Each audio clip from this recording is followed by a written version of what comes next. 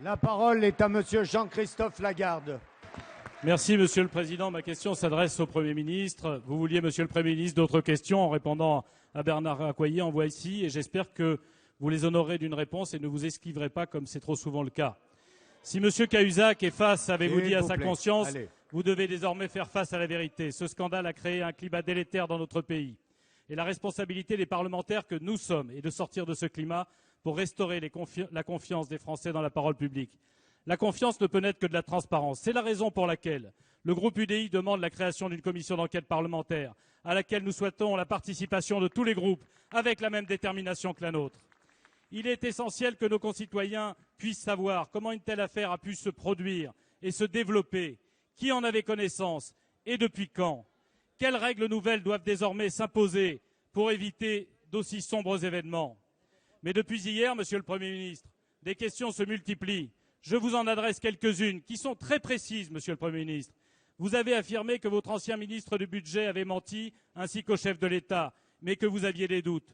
Vous êtes-vous contenté de ces affirmations? Et sinon, à quelle vérification avez-vous procédé et par quels moyens? Par ailleurs, votre ministre de l'Économie a déclaré ce matin sur RTL avoir fait une demande d'assistance à la Suisse en vertu d'une convention d'entraide fiscale. Avez-vous eu connaissance de ces courriers et êtes-vous prêt, Monsieur le Premier ministre, à rendre publique l'intégralité de la lettre de votre ministre et de la réponse des autorités suisses? Enfin, l'ancien bâtonnier du Lot-et-Garonne a affirmé ce matin avoir contacté dès le 15 décembre dernier un proche collaborateur du président de la République pour confirmer l'authenticité de l'enregistrement que Mediapart avait rendu public. Le collaborateur du président ou le président lui-même ont-ils saisi le procureur de la République afin de lui livrer ces informations, comme l'article 40 du Code de procédure pénale lui en fait de l'obligation? Merci, Monsieur le Premier ministre, de répondre par vous-même et de ne pas esquiver la question. La parole est à Monsieur Pierre Moscovici, ministre de l'Économie et des Finances. S'il vous plaît. Mes chers collègues, vous connaissez la règle, c'est le gouvernement qui décide du ministre qui répond. Vous avez posé plusieurs questions qui concernent directement l'action du ministre de l'Économie et des Finances que je suis, auprès duquel Jérôme Cahuzac a travaillé pendant 10 mois et à qui j'avais accordé ma confiance qui a été trahie. Et cette confiance est un principe de fonctionnement dans une collectivité humaine, elle doit être respectée. Vous me demandez, et je ne peux pas répondre à tous les aspects, quelles diligences ont été faites. Je vais vous le dire.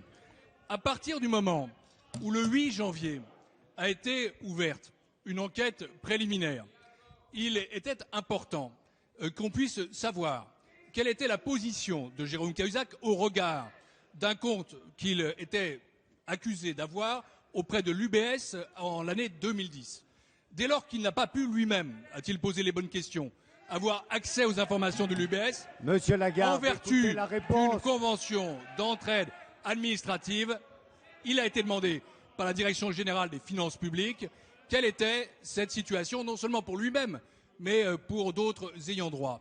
Cette demande a été faite le 24 janvier.